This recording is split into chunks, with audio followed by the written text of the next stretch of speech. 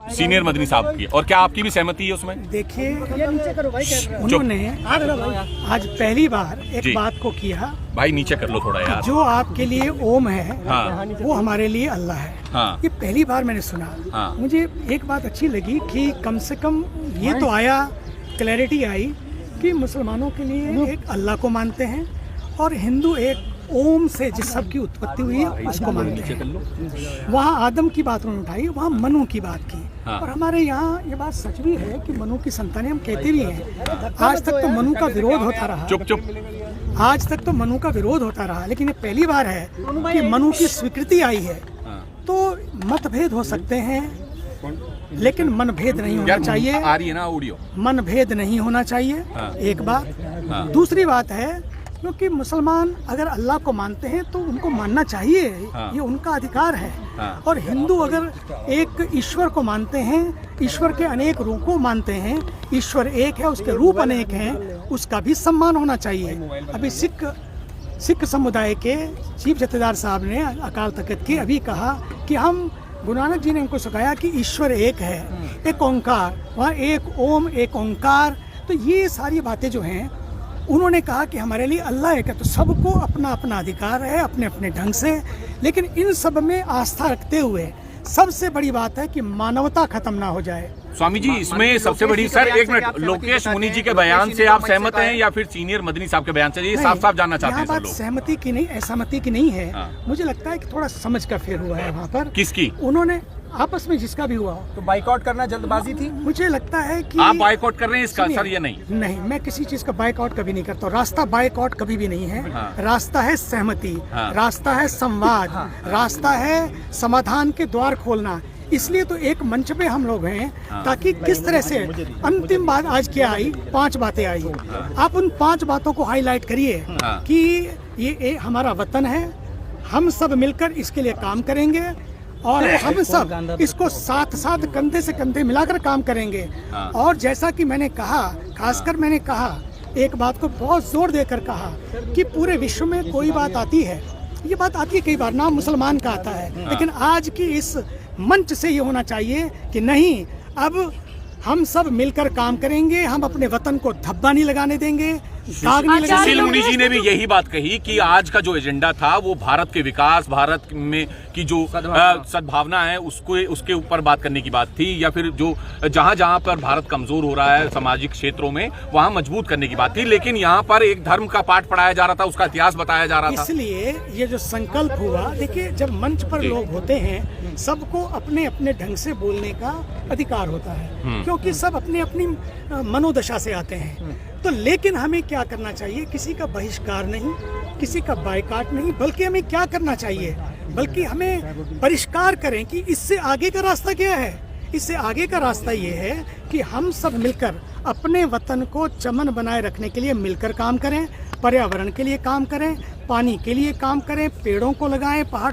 Mission life जो है वो यही है, क्लाइमेट चेंज और ग्लोबल वार्मिंग। वो केवल ग्लोबल वार्मिंग केवल बाहर नहीं है, अपना भी जो तापमान बढ़ता है उस तापमान को भी हमें कंट्रोल करना चाहिए। छोड़ के नहीं जाना चाहिए था। मदनी साहब ने कहा कि पहले हिंदू नहीं थे, मनु के रास्ते से भटक गए हैं।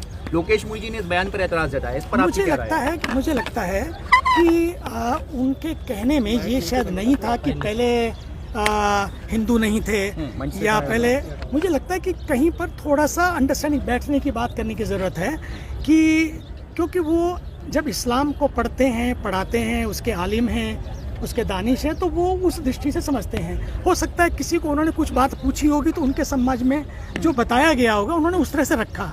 लेकिन सच यही है कि जो सबको पता है, उन्होंने ये आज कहा भी कि 1400 साल से ये हम लोग साथ साथ हैं। इसका मतलब है दुनिया 1400 साल से पहले भी थी। इसका अर्थ सीधा सीधा है। तो उन्होंने कोई इस तरह से ये नहीं कहा कि दुनिया पहले नहीं थी, दुनिया बाद में नहीं रहेगी। दुनिया पहले भी थी, दुनिया बाद में भी रहेगी। लेकिन 1400 साल से जो हम साथ साथ रहते आ रहे हैं, अब कुछ ऐसा माहौल बने कि हम आगे भी इसी तरह से रहते आएँ।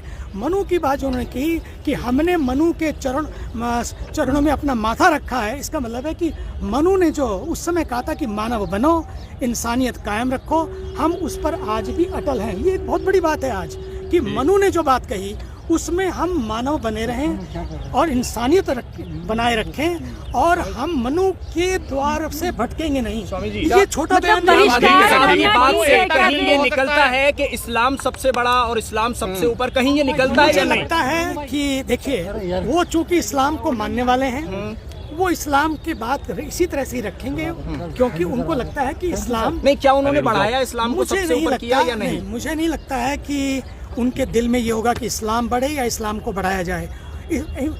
देखिए, हिंदू भी रहें, मुसलमान भी रहें, सिख भी रहें, ईसाई भी रहें और सब रहें, उसके साथ साथ इंसानियत रहे, ये उससे भी ज्यादा जरूरी है। स्वामी और जी, स्वामी जी, आपको नहीं लगता कि जैसे मदनी साहब ने मनु और ओम की बात की, तो लोकेश मुनि इस वजह से भी नाराज हुए होंगे कि बाकी धर्मों का कोई उन्होंने एग्जाम्पल नहीं दिया? नहीं, मुझे मालूम नहीं वो क्यों नाराज हुए, मैं जब बैठूंगा उनके साथ बात करूंगा।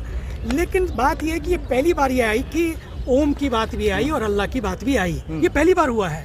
पहले केवल अल्लाह की बात होती थी, अब ये बात तो कम से कम आई कि ओम है। पहला शब्द ओम था, पहली जो वजूद था वो ओम का था, उसको नकारा नहीं गया। मुनि जी ने स्वागत क्यों नहीं किया इस बात का, चले क्यों गए? हो सकता है वो कुछ अपनी बात कहना चाहते हो या कुछ समय कम था, नहीं कह पाए। मंदिर जी ने जो मुझे नहीं खुलकर माना। कहा कि ओम ही अल्लाह है, इससे मैं ये कहता हूँ, अगर कोई ये स्वीकार करे ओम ही अल्लाह है, वो ओम में भी अल्लाह को देखें, मुझे लगता है इससे बड़ा स्टेटमेंट कोई और नहीं हो सकता। ये कैसे हो सकता है? मैं बता रहा हूँ, मैं आ रहा हूँ। सुनिए, ओम अल्लाह, वो ये नहीं कह रहे कि ओम ही अल्लाह है, वो ये नहीं कह रहे कि ओम ही अल्लाह है, बोले कि ओम को मानने वाले जिसको मानते हैं, और हम अल्लाह को मानने वाले मानते हैं। लेकिन उनके मन में मुझे नहीं लगता है कि ये बात होगी कि ओम छोटा है या अल्लाह बड़ा है, और ऐसा होना भी नहीं चाहिए, होना भी नहीं चाहिए। वो तो बराबर बता रहे हैं, वो तो दोनों को बराबर बता रहे हैं। एग्जिस्ट करता है क्या? आप बैनर पे देख रहे हैं उस्मानाबाद का जिक्र किया गया, उस्मानाबाद कहीं एग्जिस्ट करता है? रामलीला मैदान है ये या उस्मानाबाद है? आप क्लियर करें। मैंने उस बैनर को भी नहीं देखा, मुझे लगता है कि मैं तो ये भी देख रहा था कि आज जो एक झंडा लगा है, बीच बीच में तिरंगे थे, और मैंने तो धीरे से उनके कान में कहा अगली बार तिरंगा भी हो और ये झंडा भी हो, क्या दिक्कत है, लेकिन तिरंगा होना चाहिए। और उस तिरंगे में आज मैंने देखा बीच बीच में तिरंगे लगाए जा रहे थे, हर बस में भी तिरंगे थे। मैं आपके जितनी बसें मुझे मिली, सब बसों पर तिरंगे लगे थे।